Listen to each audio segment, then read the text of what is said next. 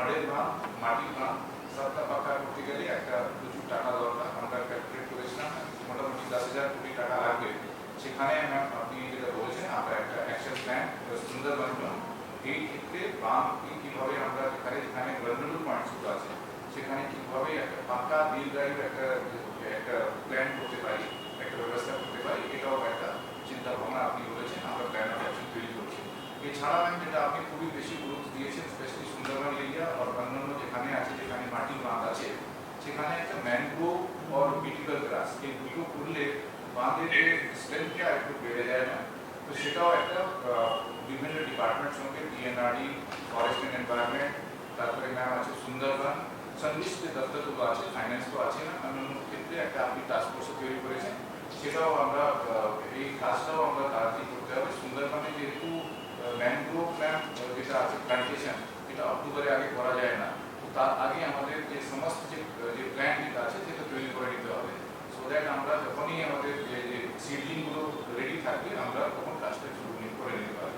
তো মোটামুটি ম্যাম যেহেতু প্রভাত নতুন জয়েন করেছে, আমরা সামনে যেহেতু বর্ষা সিজন আছে, হাইটাইট আছে, সেটা ইচ্ছা প্রকাশ করেছেন যে আজকে এই দপ্তরে একটু রিভিউ করে নেওয়া সিনিয়র অফিসারের সঙ্গে। আমি প্রথমেই প্রভাতকে যেটা বলবো যে প্রভাত এমনিতে ভালো কাজ করে এবং ও জল ধরে তো এক্সেলেন্ট কাজ করেছে এবং ইরিগেশন জেনে শুনেই ওকে দায়িত্ব দেওয়া হয়েছে যাতে ইরিগেশন জল ধরো এগুলোর মধ্যে একটা মোটামুটি কোরিলেশন থাকে।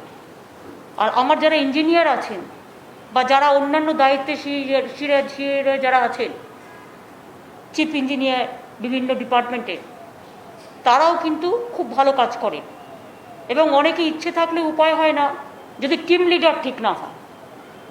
টিম লিডার হচ্ছে ভেরি ইম্পর্টেন্ট এবং টিম লিডার যদি অনেস্ট হয় এবং টিম লিডার যদি রিয়েলি কাজটা করতে চায় তাহলে কিন্তু অনেক শক্ত কাজও হয়ে যায়। It depends on team leader.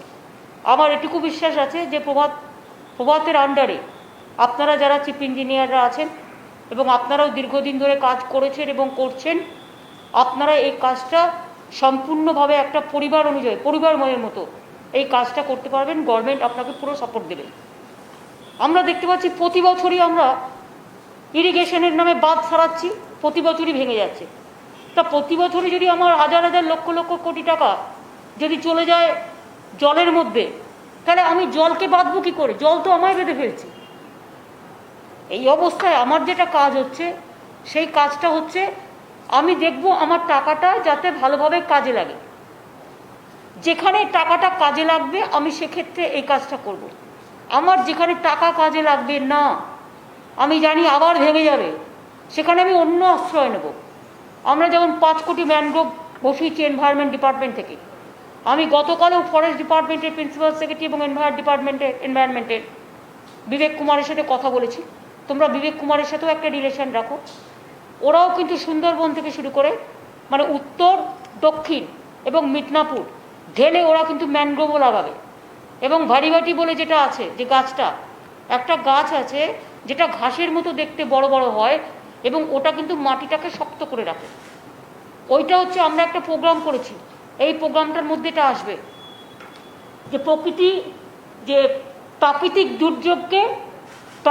দুর্যোগে প্রকৃতি সহায়ক। প্রাকৃতিক দুর্যোগে প্রকৃতি সহায়ক, তার মানে একটা হচ্ছে তুমি ইট বালি চুন ইউজ করছো, কংক্রিট, আর একটাতে তুমি প্রকৃতিকে ইউজ করছো। প্রকৃতির দুর্যোগকে রুখতে গেলে প্রকৃতিকেই তোমায় কাজে লাগাতে হবে এবং সেই জন্য ম্যানগ্রোভ বলো। তারপরে অনেক জায়গায় গতবারে আমফানে যেটা হয়েছিল, অনেক গাছ কাটা হয়েছিল, প্রচুর গাছ রেস্কিউ করা হয়েছিল, সেই গাছগুলো কোথায় গেল? আমি বলেছিলাম ওই গাছগুলো যেগুলো নদী ভেঙে যায় ওই সব জায়গায় যদি ওই মোটা ওই গাছগুলো নিয়ে গিয়ে ফেলা যায় তাহলে কিন্তু অনেকটা নদী ভাঙন আটকানো যায়। কিন্তু সেই গাছগুলো গেল কোথায়? সেই গাছগুলো ফরেস্ট ডিপার্টমেন্ট তুলে নিয়ে যায় কখনো, কলকাতা কর্পোরেশন তুলে নিয়ে যায় কখনো, পিডব্লিউডি তুলে নিয়ে যায় কখনো, ইরিগেশন তুলে নিয়ে যায় কখনো, কোনো কিন্তু হিসেব থাকে না। এর মধ্যে একটা ট্রান্সপারেন্সি মেনটেন করা উচিত। আমি চিফ সেক্রেটারিকে বলবো যে আমফানের গাছগুলো কোথায় গেল, সেই গাছগুলো ঠিকমতো ইউজ হয়েছে কিনা।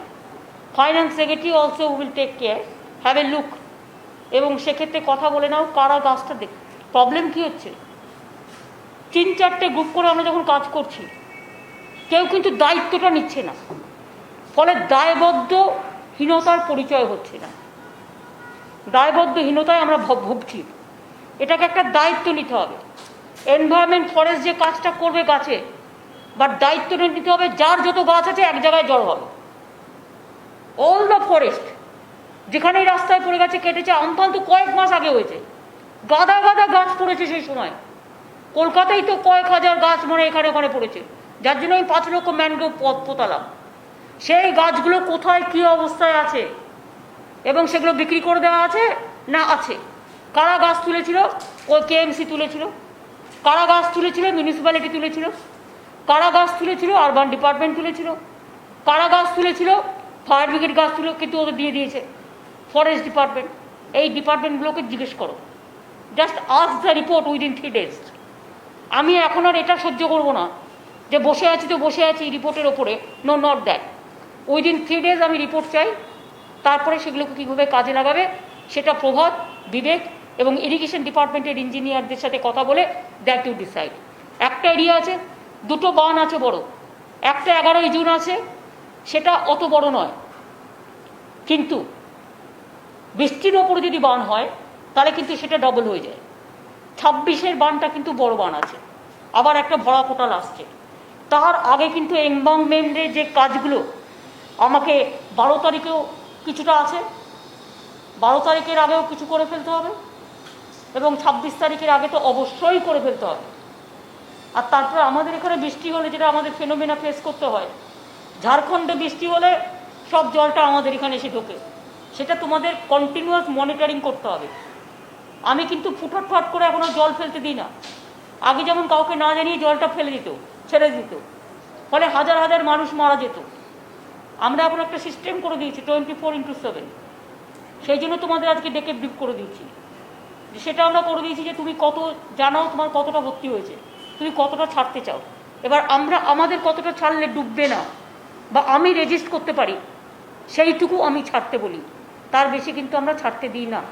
সেরকম আমাদেরও তো কতগুলো ড্যাম আছে, যেমন ওই মুকুটমণিপুর থেকে শুরু করে ম্যাসেঞ্জার থেকে শুরু করে আমাদেরও আছে, ওদেরও আছে, ঝাড়খণ্ডের তেনুঘাট আছে। সুতরাং এইসব দেখে নিয়ে এটা একটা ভালো করে করতে হবে। দীঘাটা একটা প্ল্যান তৈরি করতে হবে।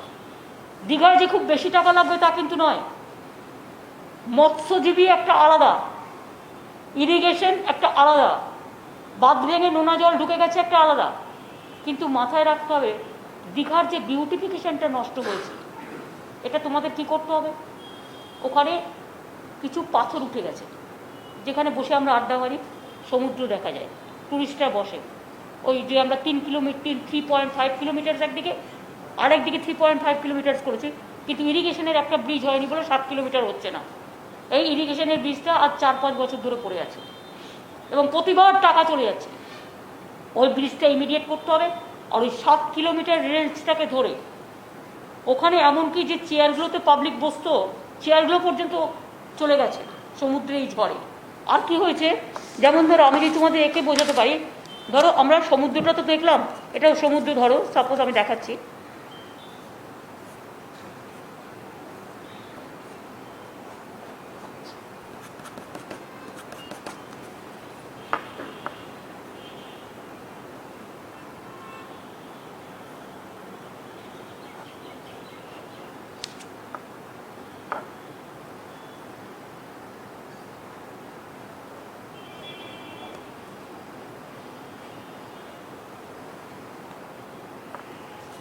ধরো ওপরে একটা সমুদ্র, তার পাশে যে দেখালাম আমি জাস্ট গ্রাফিক করে, এটা হচ্ছে বসার জায়গা। এইটাই হচ্ছে পাথওয়ে কাম। এখানে আমরা বড় বড় পাথর দিয়ে ইরিগেশন ডিপার্টমেন্ট থেকে সৌন্দর্যায়ন করেছি। সেই পাথরগুলো সমুদ্র থেকে অনেকটা কেটে বাদ চলে গেছে। সব ওইটা পুরোটা কিন্তু ভাঙেনি, এটা কিন্তু ভুল। আমি নিজে নিজের চোখ দিয়ে দেখে এসেছি। পুরোটা ভেঙে চলে গেছে তা নয়। ধরো একটা পাথরের বড় মার্বেল উড়িয়ে নিয়ে গেছে, কিন্তু 4টে পাথর ঠিক আছে, সেগুলো একটু মজবুত করতে হবে। আর কি হয়েছে, পাথওয়েটার এপাশে যেটা আমি দেখিয়েছি, এই যে এটা হচ্ছে পাথওয়ের পাশে, এখানে চেয়ার দিয়ে সাজানো ছিল, সেটা ছিল সি হকের পাশে।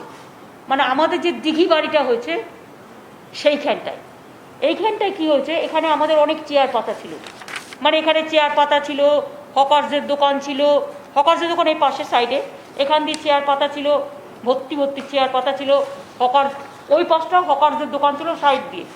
কারণ যখন আমি ওটা বিউটিফিকেশন করেছিলাম তখন হকারদের আমরা একটা পার্মানেন্ট স্ট্রাকচার করে দিয়েছিলাম, প্রায় 700 হকারকে আমরা দোকান দিয়েছিলাম, 700 বা 1000 এরকম একটা হবে।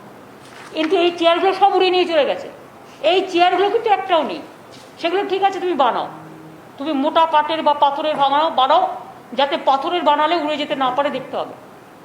দীঘার মধ্যে যে বোল্ডারগুলো ছিল আমি দেখলাম পাথরের এটা ঠিক আছে, কিন্তু বোল্ডারগুলো নেই, বোল্ডারগুলো এপাশ ওপাশ উড়ে চলে গেছে বা কিছু একটা হয়েছে। সুতরাং এই কাজটা করতে হবে, আর হকারদের মার্কেটের ওই দিকটা করতে হবে। আর এই সৌন্দর্যায়নটা ওখানে একটা বিশ্ব বাংলারও দোকান ছিল কাপে হাউসের মতো, সেইটাও উড়ে চলে গেছে। সেটা দেখে নাও কারা করেছিল, এগুলো প্রাইভেট শপস হবে, প্রাইভেট শপস। আমার গভর্নমেন্টের যেটা ছিল, আমার এই ব্রিজটা এখানে ধরো তুমি দেখতে পাচ্ছ আমি ব্রিজ করেছি, ধরো একটা পাথর উঠে গেছে, এটা ঠিক আছে, একটা উঠে গেছে, এটা ঠিক আছে, এইরকম দুটো উঠে গেছে, দুটো ঠিক আছে, এরকম এটা চোখে দেখলে বুঝতে পারবে। আর এটা হচ্ছে আমার এখানে চেয়ার পাতা ছিল, পুরো চেয়ার পাতা ছিল, সুন্দর বিউটিফিকেশন করা ছিল সেই জায়গাটা পুরো। এমনি এটা ঠিক আছে কংক্রিটটা, কিন্তু পাথওয়েটা ভেঙেছে। এবার পাথওয়ে কেন ভেঙেছে, পাথওয়ে ভেঙেছে তার কারণ দেখো, আমি তো এক্সপার্ট না, ইঞ্জিনিয়াররা বলতে পারবে। পাথওয়েটা ভেঙেছে, কিছু পাথওয়ে যখন ভেঙেছে আমি দেখছি বড় বড় ওই ফিবার ব্লক দিয়ে যেগুলো করে, সেই ফিবার ব্লকগুলো ভেঙে পড়ে আছে বা সেগুলো উঠে গেছে। সেগুলো উঠে গেছে কীরকম, ধরো আমি সাপোজ আমি কোনো একটা কাজ করছি, আমি পুঁতি দিয়ে বা কোনো কিছু দিয়ে আঠা দিয়ে আটকাচ্ছি, আমি কিছু একটা তৈরি করছি। যেমন আগেকার দিনে মেয়েরা ময়ূর টয়ূর নানা রকম তৈরি করতো, পুঁতি টুতি দিয়ে আঠা দিয়ে আটকাতো বা সেলাই করতো, দুটোর মধ্যে একটা। আঠা দিয়ে আটকেছে কিন্তু নিচেটা খোদাই করেনি, এটা কিন্তু যারা করেছে তাদের দোষ, এটা নিয়ে এনকোয়ারি হওয়া উচিত। মানে পাথরগুলো উঠে পড়ে আছে, নিচেটা আমি দেখছি কংক্রিট। তার মানে কি, আমরা যখন পিচের ওপরে পিচ ঢালি, ওই যে পাথরটা আগে ছিল পুরনো যে কংক্রিটের, সেইটাকে কিন্তু খোদাই করেনি, সেটাকে তো গর্ত করবে ভালো করে বসানোর জন্য। ইট বসানোর আগে কি করি আমরা, সিমেন্ট, চুন, সুরকি, যারা কনস্ট্রাকশনের ইঞ্জিনিয়ার আছেন জানান, তারা সেগুলো বসায়, তারপরে তো ইটটা বসায়। এটাই তো ফাউন্ডেশন হয় ভালো করে, তারা তো ফাউন্ডেশনই হবে না বাড়ির, ফাউন্ডেশনটাই রং। ফেওয়ার ব্লকে যেটা হয়েছে। সুতরাং এটা দীঘায় যিনি সিই আছেন, চিফ ইঞ্জিনিয়ার আছেন, তাকে দায়িত্ব নিয়ে এই কাজটা করতে হবে। আপনি আছেন দীঘার চিফ ইঞ্জিনিয়ার, আপনি আছেন, আপনি ব্যাপারটা পুরো দেখেছেন? হ্যাঁ, আপনি পুরো ব্যাপারটা দেখেছেন? হ্যাঁ স্যার, দেখেছি। আমি যেটা বললাম তার সাথে আপনার কি অভিমত? ম্যাম, মানে আপনি নিজে কি দেখেছেন একটু বলুন। হ্যাঁ ম্যাম, আপনি যেটা বলেছেন সেটা ঠিক। আমরা একটা টেক আপও করেছি অলরেডি, কাল থেকে আমরা টেক আপ করছি রিপেয়ার করতে। তার মানে রিপেয়ার করলে কাজটা হয়ে যাবে। এটা হচ্ছে, এটা নয় যে তোমাকে ফুললি ড্যামেজ হয়ে গেছে তোমাকে খরচা করতে হবে। রিপেয়ার করলে কিন্তু কাজটা হয়ে যাবে, কিন্তু যখন রিপেয়ার করবে তখন দেখে নেবে এই ভুলটা যেন আর না থাকে। একদম দেখুন। আর ইরিগেশনের যে ব্রিজটা বাকি আছে, যেটার জন্য 3.5 কিলোমিটার যুক্ত হতে পারছে না, 7 কিলোমিটারের একটা মেরিন বিচের মতো আমরা একটা তৈরি করছি দীঘায়। একটা ব্রিজ ইরিগেশন ডিপার্টমেন্ট আজকে 3-4 বছর ধরে ফেলে রেখে দিয়েছে। আমি যখনই জিজ্ঞেস করি বলে আগামী 6 মাসে, আবার জিজ্ঞেস করলে বলে আগামী 6 মাসে, আবার বলে আগামী 6 মাসে। 6 মাস কবে শেষ হবে আমায় বলতে পারেন? Why it is not priority? আর ওখানে যেগুলো সিএসকে আমি যেটা বলবো, ওখানে যেগুলো যেহেতু দীঘা ডেভেলপমেন্ট অথরিটির চেয়ারপারসন, এখন আমি কাউকে করিনি, আমি উইথড্র করে নিয়েছি, এখন সিএস দেখছে এটা। আলাপনকে আমি দায়িত্ব দিয়েছিলাম, কারণ আলাপন তখন সিএস ছিল বলে। এইটা সিএসকে যেটা করতে হবে সেটা হচ্ছে ওই হকারদের বাড়িগুলো হাউজিং ডিপার্টমেন্ট থেকে বা আরবান ডিপার্টমেন্ট থেকে বা দীঘা ডেভেলপমেন্ট যেটা অথরিটি আছে, দীঘা ডেভেলপমেন্ট অথরিটি থেকে ওই বাড়িগুলো করে দিতে হবে, ওই দোকানগুলো যেগুলো নষ্ট হয়ে গেছে পুরো এই জোনটা জুড়ে। কারণ ওখানে কিন্তু মনে রাখতে হবে গরিব লোকেরাই ব্যবসা করে খায় এবং ওখানে লক্ষ লক্ষ লোক আসে, ওদের খাবারটা জোটায় কিন্তু গরিব লোকগুলো। মন্দারমণিতে যেমন সব হোটেলগুলো চলে গেছে, সেটা ওদের নিজেদেরও দোষ আছে, কারণ ওরা একদম সমুদ্রের মধ্যেখানে ঢুকে গেছে প্রায়। আপনি সমুদ্রকে অত্যাচার করবেন, সমুদ্র আপনাকে সবসময় ক্ষমা করবে না। You can't take as granted, নেচারকে আপনি গ্রান্ট করে নিতে পারেন না। সুতরাং এখন যখন আবার ওরা করবে, তখন ইরিগেশন ডিপার্টমেন্ট কিছু না একটা বলে দেবে যে দেখুন এতটা বাদ দিয়ে করুন প্লিজ, তা নাহলে আবার কোনোদিন আপনার ডুবে যাবে। আপনার ভালোর জন্যই বলছি, পুরোটা ডুবতে চান না নিজের মধ্যে ব্যবসা করতে চান? আপনি বিজনেস করুন, আমরা চাই, আমাদের কোনো প্রবলেম নেই। আমার মনে হচ্ছে আমি একটা দীঘা তমলুক রেলওয়ে করে দিয়েছিলাম, তাতে 600টা হোটেল তৈরি হয়েছিল দীঘায়। দীঘা ইজ সো রিচ নাও, এবং সেই জন্য প্রচুর মানুষের খাবার দাবার আছে, ডাব থেকে শুরু করে, ডাবওয়ালা থেকে শুরু করে, শশা বিক্রেতা থেকে শুরু করে লক্ষ লক্ষ মানুষের পেটের উপার্জন হয়। সুতরাং তাদের কিন্তু আমায় হেডটা করতে হবে। আর দরকার হলে যারা গরিব লোক ডাব টাব বিক্রি করে, কি আছে কিছু হকারদের ওই যে গাড়িগুলো, হকার্স যে ছোটো ছোটো ট্রলি, যেগুলো কর্পোরেশন একবার তৈরিও করেছিল, 4টে করে চেয়ার দিয়ে মুভেবল, যেটা ওই কিছু হকার্সদের ট্রলি দিয়ে দিলেই হয়ে গেল। আপাতত যখন তোমরা বাড়িগুলো তৈরি করবে, মানে দীঘা ডেভেলপমেন্ট অথরিটির বাড়িগুলো যে তৈরি করবে, ওই দোকানগুলো একই কায়দায় আগে যা ছিল তাই, ততদিন ওরা কি করবে, ততদিন ওদের যদি তুমি ধরো 800 1000 আছে, 1000টা ট্রলি দিয়ে দাও, তাহলে ওখানে আপাতত বসে ওরা এক সাইডে বিজনেস করুক, তারপর আস্তে আস্তে হয়ে যাবে। আরেকটা করতে হবে, দীঘা ডেভেলপমেন্ট অথরিটি থেকে ওই দিঘি বাড়িটা, সৈকত দীঘা সৈকত থেকে শুরু করে ওখানে প্রচুর পাবলিক ঘুরতে যায়, অনেক গেস্ট যায়, ওখানে কারা কাজ করছে কি করছে তার কিন্তু কোনো ঠিক ঠিকানা নাই। এগুলো কিন্তু দীঘা ডেভেলপমেন্ট অথরিটি থেকে প্লিজ টেক আপ দিস। বলো প্রভাত, এবার তুমি বলো তুমি কিভাবে, তোমার কি কি প্রবলেম এবং তুমি কি চাও আমাদের থেকে।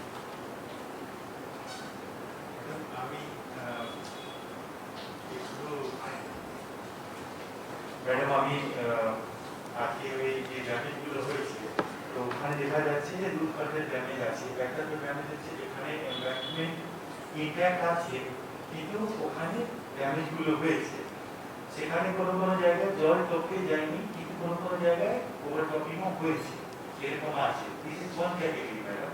সেকেন্ড হচ্ছে যেখানে একেবারে বাঁধকে ভেঙে চুড়ে জলটা ঢুকে গেছে, তো দ্যাট ইজ মোর ডেঞ্জারাস। এবং এই যে 26 তারিখে বরফ পড়া, সেই সময় ওটাকে খুবই ডেঞ্জারাস হয়ে দাঁড়াবে। তো ওই রকম যেখানে পুরো ভেঙে চুড়ে বেরিয়ে গেছে, এরকম পয়েন্টস আছে 317টা পয়েন্ট। এখানে বিদ্যাধরী নদী সবচেয়ে বেশি ভেঙেছে, এবং বিদ্যাধরী নদী আমি ভিডিওতে ছবি তুলছিলাম, এখনো জল যাচ্ছে গ্রামে। ওই বিদ্যাধরী নদী যে ভেঙে গেছে, ওই নদীর জলটা কিন্তু গ্রামে গিয়ে ঢুকছে, এবং তাতে জমিগুলো প্লাবিত হয়েছে, পুরো এলাকার পর এলাকা প্লাবিত হয়ে গেছে। আমি তো চোখে দেখেছি, আমার কাছে টোটাল ভিডিওতে তোলা আছে। আমি হারোয়া, সন্দেশখালী থেকে শুরু করে, হিঙ্গলগঞ্জ থেকে শুরু করে, পাথর প্রতিমা, গোসাবা থেকে শুরু করে, একেবারে সাগর থেকে শুরু করে দীঘা, কন্টাই, খেজুরি, নন্দীগ্রাম টোটালটাই ডুবে আছে। ইটভাটা থেকে শুরু করে পানের বুরুজ টোটালটাই ডুবে আছে। এগ্রিকালচারাল ল্যান্ড পুরো ডুবে আছে। আর নোনা জলে আমার শস্য নষ্ট হয়ে যাবে। সেজন্য আমরা ওখানে একটা স্বর্ণ ধান, যত তাড়াতাড়ি জলটা ক্লিয়ার করা যাবে তত তাড়াতাড়ি আমি শস্যটা বাঁচাতে পারবো। সুতরাং ইমিডিয়েট কাজটা এমার্জেন্সি বেসিসে করতে গেলে তোমাদের যদি ম্যান পাওয়ার বেশি দরকার হয়, 100 দিনের কাজের লোকেদের কাজে লাগাও। কেন বলছি, কনভার্জেন্সে 100 দিনের কাজের লোক will be a good idea. কনভার্জেন্সে 100 দিনের কাজের লোককে কাজে লাগাও, লোকাল লোকেদের কাজে লাগাও, এবং তারা কাজ করলে দেখবে তুমি ম্যান পাওয়ারের দিকটা অনেকটা পেয়ে যাবে।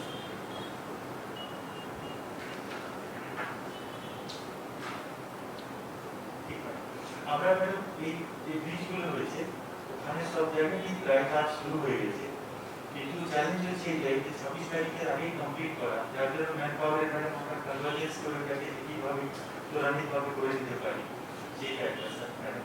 সেকেন্ড হচ্ছে যে আমরা কিছুটা ফাইন্যান্সিয়াল পাওয়ার ডেলিগেটেড আছে ডিপার্টমেন্টে, অপ টু 20 লাখ, কিন্তু কোনো কোনো ব্রিজ এরকম হয়েছে যার পুরো লসের যে কোয়ান্টাম ওটা 20 লাখের ঊর্ধ্বে আছে।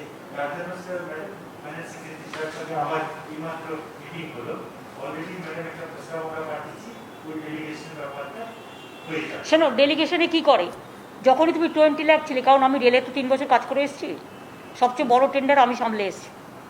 এরা কি করে, যখনই টাকাটা কম হয় তখন টেন্ডারটা ভেঙে দেয়। ধরো 30 লাখ টাকা খরচ, ও কি করে 20 দুটো জায়গায় ভাগ করে দিল। এইটা না করে একদম পুরো, এটা হচ্ছে আরেকটা মানে চাতুরতা, টেন্ডার প্রসেসকে ম্যানিপুলেশন করা। ট্রান্সপারেন্সি মেনটেন করার জন্য ইয়েস, সেটা মনোজ পন্থ ফাইন্যান্স সেক্রেটারি হিসেবে তোমাকে যেটা অ্যালাউ করবে, আমার মনে হয় ওদের একটা এমার্জেন্সি কাজগুলো করবার জন্য অ্যালাউ করা উচিত। আর আমি এটা বিশ্বাস করি, অফিসাররা কেউ খারাপ নয়, এমপ্লয়িজরাও খারাপ নয়। তুমি একদম যারা ইঞ্জিনিয়ার আছে তোমাকে ফুল সাপোর্ট দেবে, তুমি ফুল সাপোর্ট নিয়ে কাজটা করবে। কারণ অফিসারদের একটা সুযোগ আছে, তাদের মাথা থেকে কোনো বোঝা থাকলো না যে টাকা তুলতে হবে, আর তাদের মাথায় কোনো বোঝা থাকলো না যে কেউ তাকে তার মুখটা বন্ধ করবে।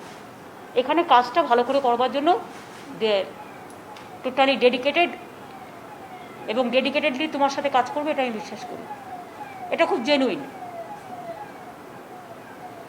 কিছু পয়েন্ট আছে ম্যাডাম যেখানে দেখা গেছে যে অতীতেও ভেঙেছে, এবার আবার ভেঙেছে। আমার মনে হয় ম্যাডাম ওইটাকে আরো ভালো, এখন তো আমরা এই বড় ফোটাকে সামনে দিতে পারি এটা ঠিকঠাক করে, কিন্তু মনে হচ্ছে ম্যাডাম ওখানে আরো একটু সফট করে একটু ইনপুট ডিজাইন করে ওখানে বানানো দরকার, যাতে ভবিষ্যতে একটা এক্সপার্টস কমিটি তোমরা তৈরি করো। প্রতি বছরই দেখো, নয় বুলবুল, নয় আমফান, নয় সুনামি, নয় আয়লা, নয় এই কী যেন হলো ইয়াস, কেউ না কেউ আসছে, প্রতিবার ধমকি দিয়ে চলে যাচ্ছে, আর টাকাগুলো জলেই চলে যাচ্ছে। সুতরাং এর জন্য তোমার একটা 20 ইয়ার্সের মধ্যে ভাঙবে না, বা 10 ইয়ার্সের মধ্যে ভাঙবে না। তোমাকে এইভাবে, তুমি যদি আফটার 10 ইয়ার্স মনিটরিং করো, তুমি যাকেই দেবে কাজ 10 ইয়ার্স তাকে দেখতে হবে। এই রকম ধরনের কিছু একটা ভাবো, এবং একটা এক্সপার্টস কমিটির ওপিনিয়ন নাও যারা নদী বিশেষজ্ঞ, যে কী করে এটাকে আরও বেশি করে রক্ষা করা যায়। যেখানে তুমি জানো যে তোমার ভাঙবেই, তোমার কিছু করার নেই, সেখানে ওই ম্যানগ্রেভার লাগাও না, ওই ভারী ভাট কী বলছে, ও অনেক ভালো কাজ করে, ওগুলো ভীষণ ভালো কাজ করে। তোমার দুটো সাইড, একটা কংক্রিটে কাজ করবে আর একটা করবে না। যেটা না করবে সেখানে তোমাকে লাস্ট অপশানটা নিতে হবে, যে অপশানে তোমার টাকাও যাবে না, টাকা কম যাবে, বাট কাজটা হবে। আমাদের ওই ম্যানগ্রোভ যেটা আমরা 5 কোটি লাগিয়েছি সুন্দরবনে আমফানের পর, এটা আমার 6.5 কোটি টাকা লেগেছে ম্যান পাওয়ারের জন্য। গাছটা তো এনভায়রনমেন্ট ডিপার্টমেন্ট দিয়েছে, এবং ওরা আবার দেবে। ওদের ম্যান পাওয়ারটাও 100 দিনের কাজে সেই জন্য লাগবে। ওদের সাথে কথা হয়ে গেছে অলরেডি। ইঞ্জিনিয়ারদের, চিফ ইঞ্জিনিয়ারদের কিছু বলার আছে, বলুন। ম্যাডাম, আপনার অনুমতি নিয়ে বলছি, আপনি যেভাবে নির্দেশ দিলেন আমাদের, যে আমাদের 27 তারিখে বড় আগে সমস্ত ব্রিজ বন্ধ করতে হবে, সেটা ম্যাডাম আমরা করে দিতে পারবো। 27 তারিখের পরে কোথাও কোনো জায়গায় ম্যাডাম অ্যাকচুয়ালি স্যার ওই কোর্ট ট্রাস্টির যে টাইট টেবিল, তাতে করে 27 তারিখ দেখাচ্ছে। কিন্তু আপনারা জেনে রাখবেন 11 আর 26, সুতরাং 11, 12, 11 হলে 12টাও আপনাকে মাথায় রাখতে হবে, কারণ ডে অ্যান্ড নাইট তো হয়। আর সুতরাং 26 হলে 26, 27 আপনাকে মাথায় রাখতে হবে। তার মধ্যে ম্যাডাম আমরা সমস্ত ব্রিজ বন্ধ করে দেবো, এবং তারপরে কোনো জল ঢোকার ব্যবস্থাটা থাকবে না, তারপরে নিচু আছে। আরেকটা ম্যাডাম আপনার অনুমতি নিয়ে বলছি, গত বছর যে আমফান হয়েছিল, আমফানের পরে ম্যাডাম আপনার নির্দেশ মতো এক্সপার্ট কমিটি গঠিত হয়েছিল। সেখানে ম্যাডাম IIT খড়গপুরের প্রফেসর ধ্রুবজ্যোতি সেন এবং IIT ম্যাড্রাসের ইনস্টিটিউট অফ ওশেনোগ্রাফি, এখানকার দুজন প্রফেসর এবং যাদবপুরের প্রফেসর, এরা ম্যাডাম একটা রেকমেন্ডেশন দিয়েছেন। সেই রেকমেন্ডেশন ম্যাডাম আমাদের পূর্বতন অ্যাডিশনাল চিফ সেক্রেটারি CS সাহেবের কাছে পাঠিয়েছিলেন, কদিন আগেই পাঠিয়েছেন। সেখানে ম্যাডাম ওনারা কিন্তু ম্যানগ্রোভ প্ল্যান্টেশন কথা বারবার বলছেন, যে যেখানে পাটলা বাঁধ করবে সেখানে ম্যানগ্রোভ প্ল্যান্টেশনটা মাস্ট। আর এটা ম্যাডাম ওনারা বলছেন যে মাটির বাঁধ সীমাবদ্ধ উচ্চতা, সেটাকে যদি আমি পাকাপোক্ত না করতে পারি তাহলে বারবার ভাঙবে। সুতরাং ওরা আইডেন্টিফাই করে দিয়েছেন 150 কিলোমিটার মতো জায়গা যেটা ভালনারেবল, সেই জায়গাতে বলেছেন ওনারা পাকা বাঁধ করতে। এবং ম্যাডাম আমরা গত 10 বছরে সুন্দরবনে 340 কিলোমিটার পাকা বাঁধ করেছি, আয়লাতে মূলত আর বিভিন্ন কারণে। সেই পাকা বাঁধ ম্যাডাম একটাও কিন্তু কোথাও ব্রিজ করেনি, আমফানের সময়তেও করেনি, চষের সময়তেও করেনি। সুতরাং ম্যাডাম আমাদের মানে কনস্ট্রাকশন পুনর্গঠন করতে হলে আমাদের কিন্তু ফান্ডের অ্যাভেলেবিলিটিটা প্রবলেম আছে নিশ্চয়ই, কিন্তু যতখানি টাকা পাই ম্যাডাম আমাদের সেই দিকেই বোধহয় যাওয়াটা। ওটাও দেখে নিন। প্লাস আপনি যেটা ম্যানগ্রোভের কথা বলছেন, ইটস এ গুড প্রপোজাল। এবং ভারী ভাট যেটা বলছে, এটা আপনাদের পুরো হেল্প করবে ফরেস্ট ডিপার্টমেন্ট। ফরেস্ট ডিপার্টমেন্টের, এনভায়রনমেন্ট ডিপার্টমেন্টের টাকা আছে, ওদের বলো ম্যানগ্রোভটা ওরা লাগাবে, ঠিক আছে? ওরা যেমন 5 কোটি যদি সুন্দরবনে লাগিয়ে থাকে, আরও 5 কোটি সুন্দরবনে লাগাবে। দরকার হলে ওকে বলো যে আরও 5 কোটি উত্তর 24 পরগনা লাগাতে। 15 কোটির প্রজেক্ট দাও, 5 কোটি সুন্দরবন, 5 কোটি তোমার দক্ষিণ 24 পরগনা, 5 কোটি উত্তর 24 পরগনা, 5 কোটি দীঘা দিয়ে দাও। তাহলে তুমি দেখবে দীঘা, খেজুরি, নন্দীগ্রাম ওই জায়গাগুলোও বেঁচে যাবে। এবং এটা তো already experts committee already report দিয়েছে, দেখে নাও। আমার মনে হয় চিফ সেক্রেটারি যেটা করতে পারে যে তুমি একে বিবেককে ডেকে আর আমাদের চিফ ইঞ্জিনিয়ারদের যারা আছে ডেকে, ফরেস্ট আর এনভায়রনমেন্ট দুটোকে আর পঞ্চায়েত 4-5 জন মিলে বসে, আলাপনকে ডেকে নাও, গোপালিকাকেও ডেকে নাও, ডেকে নিয়ে তোমরা একটা মিটিং করে নাও, আরেকটু কম্প্রিহেন্সিভ। আমি চাই না বেশি টাইম খরচা হোক, এটা তোমরা কালকেই করে নিও, বেশি টাইম দিও না, সকালের দিকে করে দিও। এই চা দেবেন আমাদের?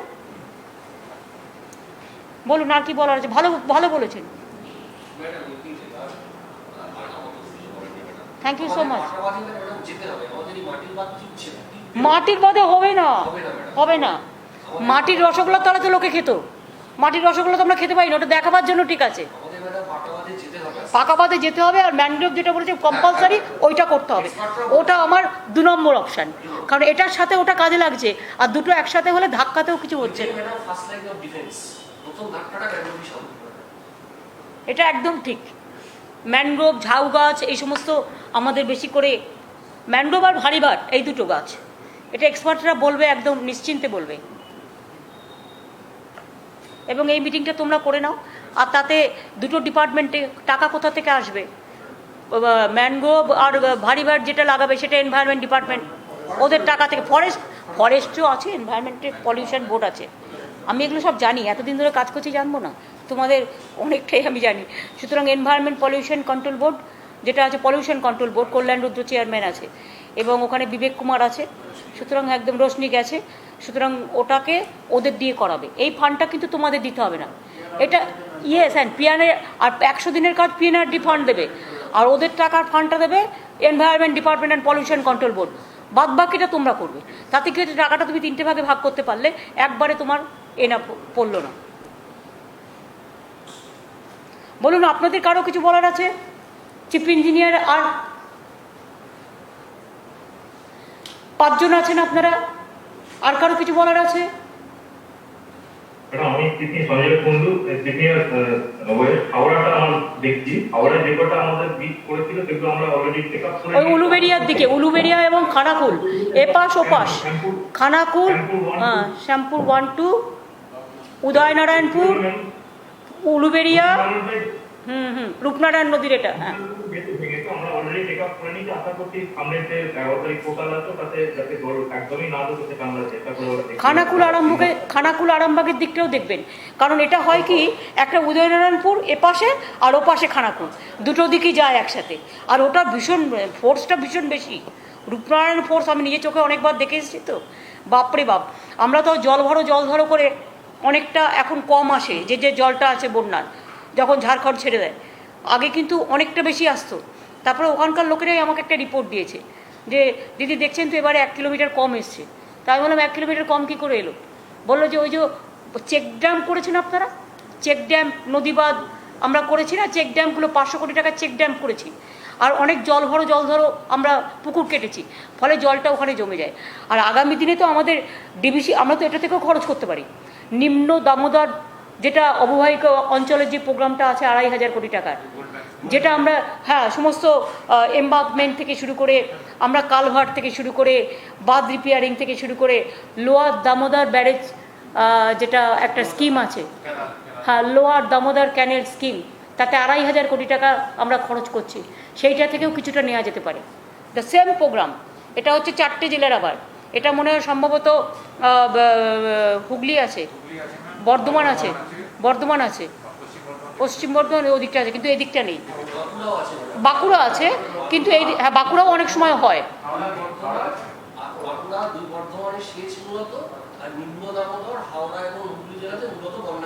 হ্যাঁ, উত্তর 24 পরগনা, দক্ষিণ 24 পরগনায় নেই। মিদনাপুর পশ্চিমেও কিছুটা করতে হবে, কারণ ওই দিকটায় কিছু শিলাবতী টিলাবতী দিয়ে ভাঙে। জানি, আমি ঘাটাল মাস্টার প্ল্যান করিনি।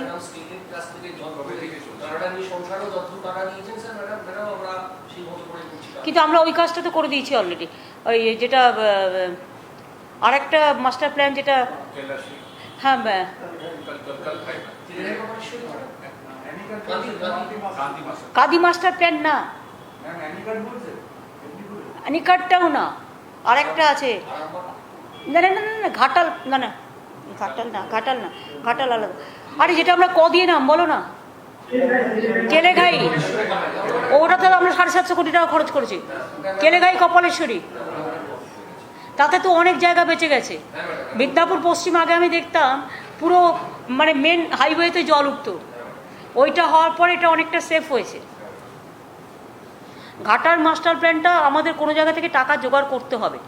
এটা কিভাবে ফাইন্যান্সের তো জানা আছে কি কি সোর্স আছে, বাইরের থেকেও যদি সফট লোন পাওয়া যায়। এই একটা আর একটা হচ্ছে সাগরের ব্রিজটা, এই দুটোর জন্য আমরা, আর সুন্দরবন মাস্টার প্ল্যানের একটা প্যাকেজ, এই তিনটের জন্য যদি আমরা ব্যবহার করতে পারি, অনেকে তো এনভায়রনমেন্টের জন্য দেয়। সুতরাং it's a green environment project. Green environment প্রজেক্টের নাম করে দেখো যদি একটা মাস্টার পেপার তৈরি করতে পারো।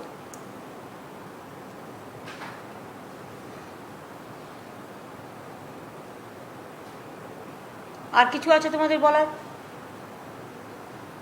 আলাপন সব কভার হয়েছে?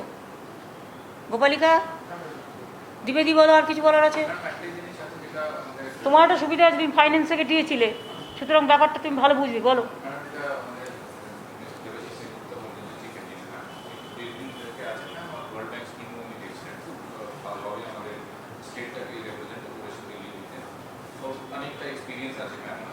যেটা হচ্ছে ম্যাম, যেটা আপনি বলছেন যেখানে যেখানে প্রতিবারই ব্রিজ হচ্ছে, প্রতিবারই ভাঙা হচ্ছে, ওখানে একটু পাকা বাঁধ দেওয়া দরকার না। এটা আমরা এস্টিমেট করেছিলাম 4000 কিলোমিটার যেটা আছে আমাদের বিমান, তার মধ্যে মাত্র 360 কিলোমিটার আছে পাকা বাঁধ। এই যে ব্রিজগুলো যেখানে বারে বারে হচ্ছে, এটাকে আইডেন্টিফাই করে না, এটা আলাদা যদি প্রজেক্ট একবারই 10,000 কোটি টাকা কেউ দেবে না, এটা আইডেন্টিফাই করে আমরা যদি প্ল্যান তৈরি করি না, অল যেটা আপনি বললেন বিভিন্ন সোর্স থেকে যদি টাকাটা পাওয়া যায়, এটাকে আস্তে আস্তে করে ম্যাম আমাদেরকে পাকা।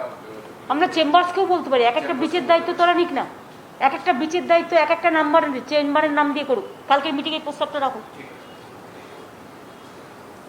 আপনার রিটায়ারমেন্ট করতে কতদিন বাকি আছে এখনো? ম্যাডাম আমার 2025 ও অনেক দিন আছে এখন, অনেক কাজ করার সময় পাবে। যারা ভালো কাজ করবে, ইঞ্জিনিয়ারদের একটাকেও ছাড়বো না, যারা ভালো কাজ করবে, কারণ অভিজ্ঞতার একটা দাম আছে।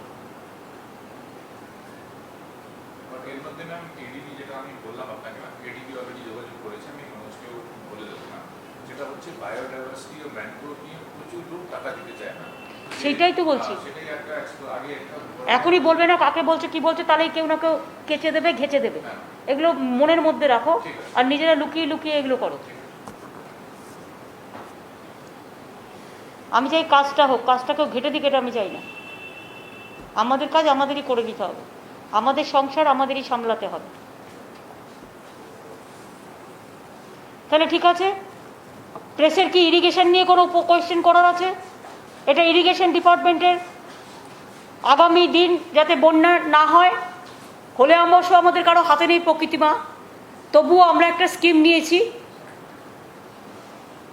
প্রাকৃতিক দুর্যোগে প্রকৃতি সহায়ক, প্রকৃতির সাপোর্ট আমরা নেব, প্রাকৃতিক জিনিসের সাহায্য নেব, এটা আমরা একটা স্কিম নিয়েছি। সুতরাং এই ইরিগেশনের ব্যাপারে যদি কারো কিছু কোয়েশ্চেন করার থাকে করতে পারেন, no other question now, this is a government meeting.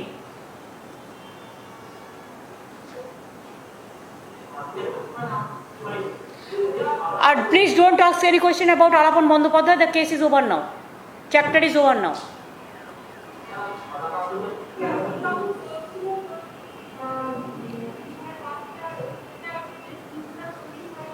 শোনা যাচ্ছে না, শোনা যাচ্ছে না। দেখো মাইকে কোনো প্রবলেম আছে।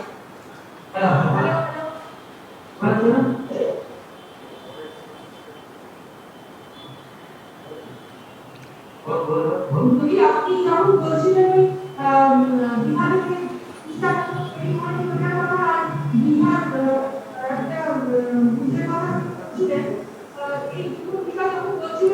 অডিও কাজ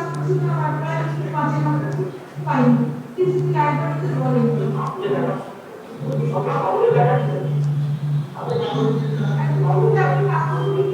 না না, দীঘার ব্যাপারে প্ল্যানিং তৈরি করার জন্য যেটা ভেঙে গেছে সেটাকে রিপেয়ার করবার জন্য প্রভাত মিশ্র, যিনি ইরিগেশন ডিপার্টমেন্টের প্রিন্সিপাল সেক্রেটারি আছে, তাকে চার্জ দেওয়া হয়েছে। এবং দীঘার ডেভেলপমেন্ট অথরিটি থেকে যে হকারদের দোকান টোকান সব ভেঙে গেছে যেগুলো সমুদ্রের ঝড়ে, সেগুলো চিফ সেক্রেটারি নিজে দেখবেন ফ্রম যেটা দীঘা ডেভেলপমেন্ট অথরিটির পক্ষ থেকে। It's all I have to do for that. Here, both central centralized taxation procurement layer and आपको भी लिखिए। कोई ऑडियो का कोई प्रॉब्लम हो रहा है, देखो क्या है। हेलो हेलो पहले ऑडियो ठीक करने दो, জাস্ট ওয়েট। ইকো হচ্ছে আমার মনে হয়, কেউ হয়তো চালু করে রেখে দিয়েছে দেখো।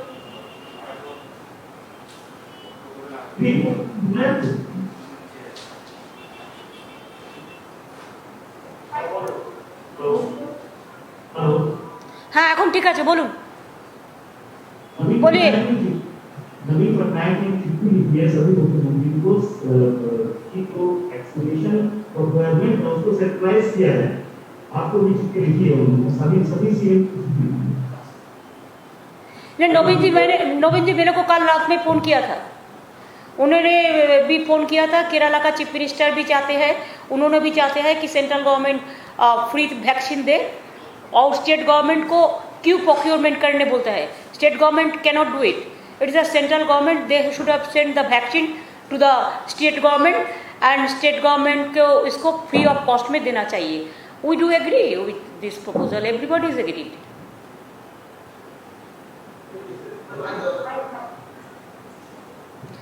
केरला का चीफ मिनिस्टर भी लेटर भेजा।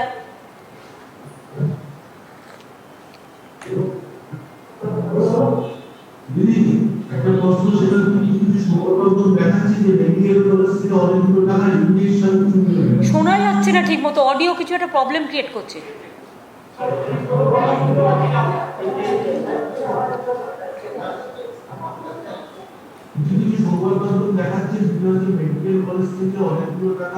প্লিজ এগুলো আমি যেটা জানি না সেটা নিয়ে এই ধরনের হট করে কোয়েশ্চেন করবেন না। কে একটা গিয়ে কমপ্লেন করলো, তিনি নিজে ঠিক আছেন তো? সব কমপ্লেন উইদাউট এনকোয়ারি এসব হয় না। হেলথ ডিপার্টমেন্ট আছে, হেলথ ডিপার্টমেন্ট দেখবে। মেডিকেল কলেজ নিজে আছে, মেডিকেল কলেজ নিজের ব্যাপারটা ভালো বোঝে, মেডিকেল কলেজ নিজে দেখবেন। কারো একটা কথা শুনে এক্ষুনি পলিটিক্যাল স্ট্যান্ড নিতে হবে, আমি পলিটিক্যাল স্ট্যান্ড নেব না। যেটা legal stand, that stand they have enough power with their hands, the medical college and the health department, তারা দেখবে। বলুন। MOS today has said that they are coming up with the plan so that by 2021 December all of the people in the country will get vaccinated. Do you think is it possible? কি বলছি? At this point of time. আমি তো কিছু শুনতেই পাচ্ছি না।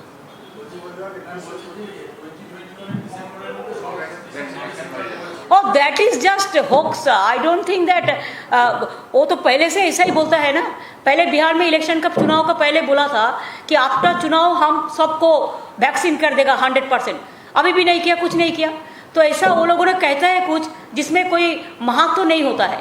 कि अगर you see always you must remember the credibility is the commitments. If you don't have the commitments only you raise the issue to satisfy the people for the temporary, but temporary solution is not the solution. It's a pollution. It may be for easy for bhashan, but it is not for easy for the work. If we give the vaccine to all the people, it automatically it will take 6 months or 1 year, because you have to give the vaccination crores of people. India 140 crores, the 140 crores millions, 100 crores and 40 millions people are there. So it is not a small matter. So without knowing the details, even they are not sending the vaccine to the state government, and ऐसे ही कह देता है कि हम दिसंबर का अंदर कर देगा। दिसंबर होने से तो 6 महीने टाइम लगेगा। तो 6 महीने में कितना है स्टेट का पास में नहीं है। जो आता है तुरंत फिनिश हो जाता है, बहुत कम देता है।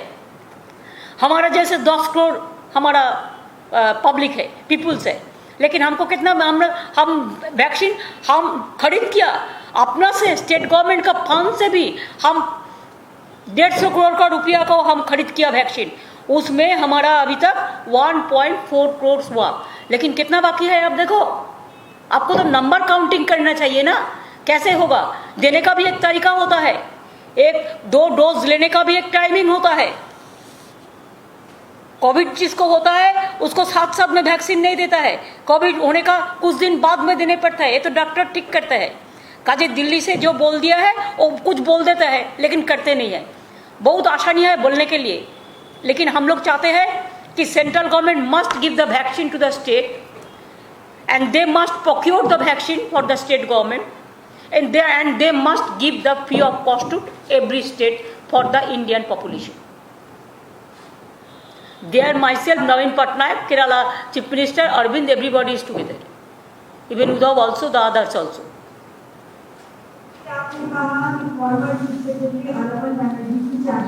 मैंने बोला है कि अभी इसका बारे में हम कुछ नहीं बोलेंगे, कि जब वो रिटायर कर दिया, रिटायर किया है, उसका साथ जो चल रहा है, the government will give full support to him. Okay, thank you.